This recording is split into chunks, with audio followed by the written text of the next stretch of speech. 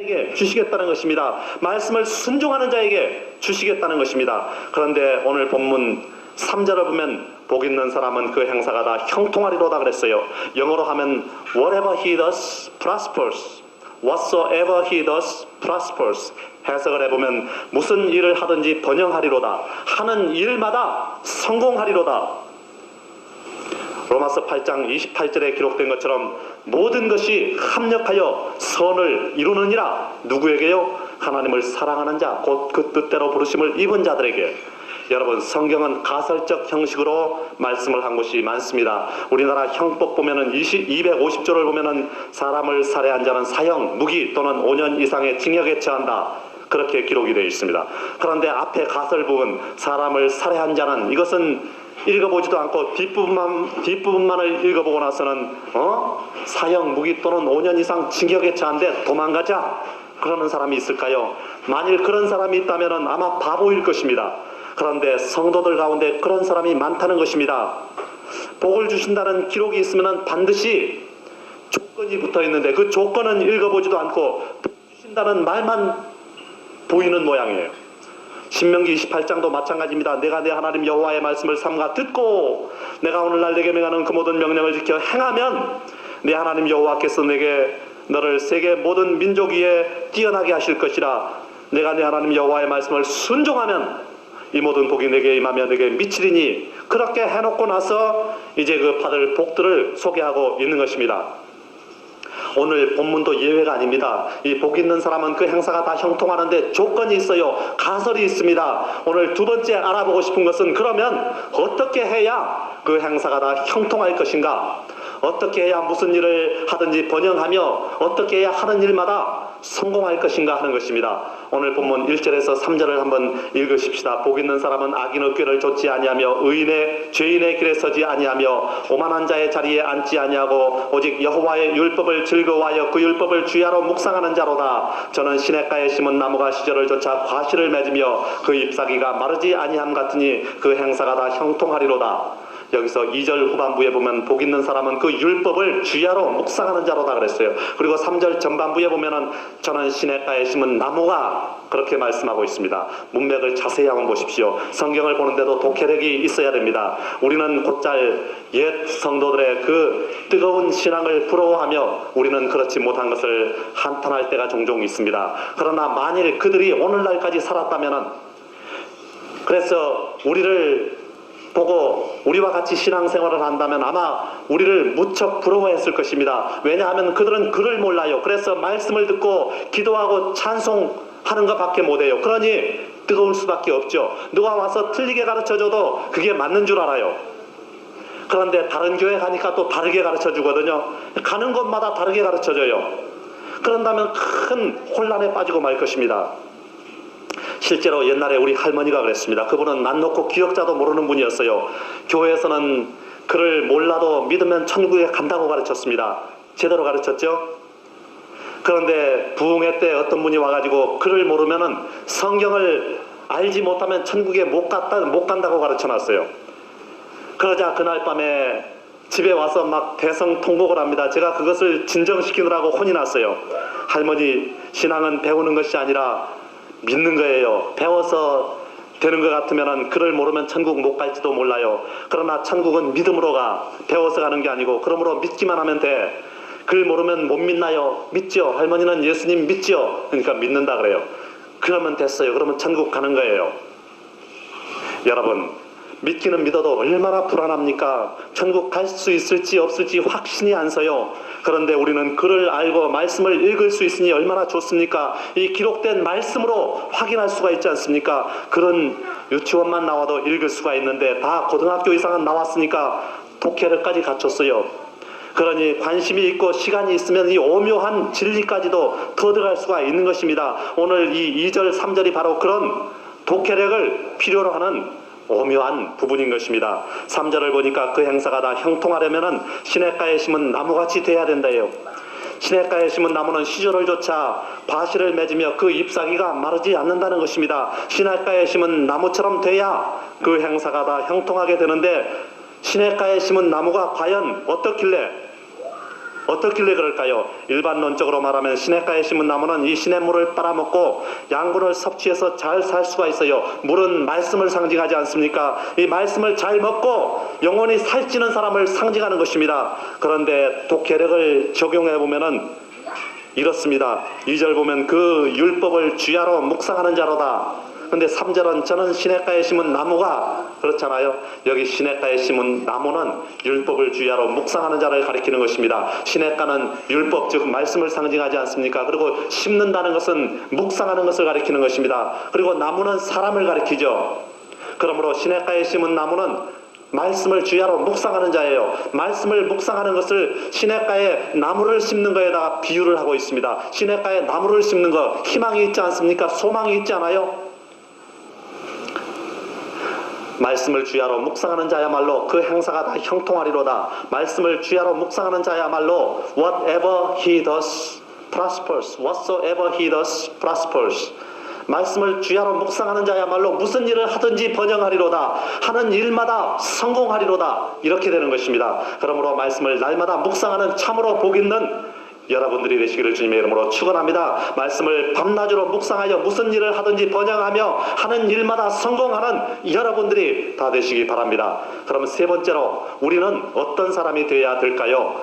시편 1편에 제목을 붙여보라고 그러면은 여러 가지 제목을 붙일 수가 있습니다. 혹은 복 있는 사람, 또는 의인과 악인, 또는 의인의 길과 악인의 길, 그렇게 붙일 수가 있을 것입니다. 그런데 오늘 저는 인생의 두 길, 이렇게 제목을 붙였습니다. 그것은 왜냐하면 다음 주 제목이 믿음 안에 두 길이기 때문입니다.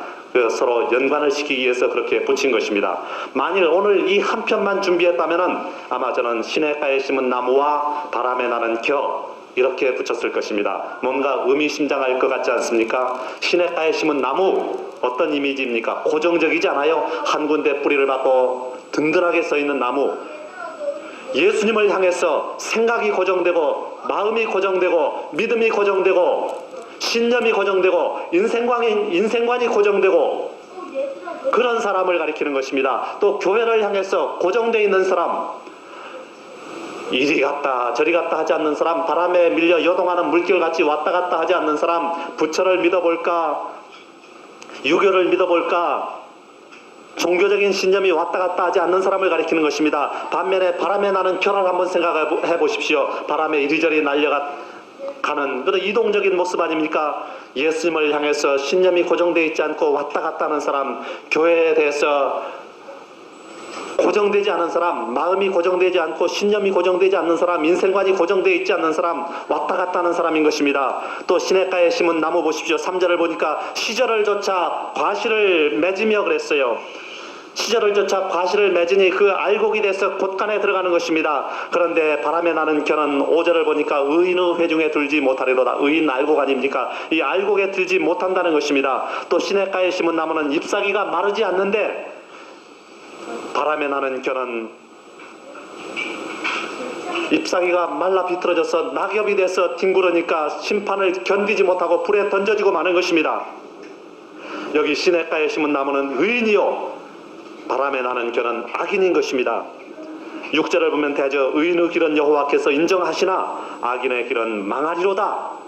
그렇게 기록을 하고 있어요. 여러분은 어떤 사람이 되어야 되겠습니까? 바람에 나는 겨와 같은 사람이 한 사람도 없으시기 바랍니다. 모두 다 시냇가에 심은 나무 같은 사람이 되시기를 주님의 이름으로 축원합니다. 그래서 말씀의 물을 잘 흡수해서 영생하시기 바랍니다. 말씀을 날마다 주야로 묵상하여서 그 행사가 다 형통하게 되시기 바랍니다. 지금까지 우리는 의인의 길에 대해서 살펴보았습니다. 그 다음 4절에서 5절에는 악인의 길에 대해서 말씀을 하고 있습니다. 이 악인의 길은 과연 어떤 길일까요? 첫 번째, 악인은 그렇지 않음이요, 그렇게 말씀을 하고 있습니다. 악인은 그렇지 않대요. 어떻지 않느냐? 악인은 복 있는 사람도 아니요, 악인은 악인의 꾀를 쫓는 사람이요, 악인은 죄인의 길에 서는 사람이요, 악인은 오만한 자의 자리에 앉는 사람이요, 악인은 여호와의 율법을 즐거워하지도 않고 그 율법을 주야로 묵상하지도 않는다는 것입니다. 또한 악인은 시냇가에 심은 나무 같지 않고 물 없는 사막에 심은 나무와 같아요. 그래서 봄이 와도 꽃이 피지 않습니다. 가을이 와도 열매도 없어요. 잎사귀는 다 말라 죽었어요. 그 행사가 다 형통치도 못합니다. 하는 일마다 안 됩니다. 그런 사람이 한 사람도 없게 되시기 바랍니다. 두 번째로, 악인은 어떤 사람이냐? 악인의 길은 어떤 길이냐? 오직 바람에 나는 겨와 같다는 것입니다. 바람에 나는 겨를 한번 생각해 보십시오. 심지가 견고하지 못합니다. 주께서 심지가 견고한 자를 평강에 평강으로 인도하시리로다 했는데 심지가 견고하지 못하기 때문에 주께서 평강에 평강으로 인도해 주시지도 않는 것입니다. 또 주체성이 없어요. 바람 부는 대로 이리저리 뒹굴다가 결국은 불 속으로 들어가는 것이고 운명인 것입니다.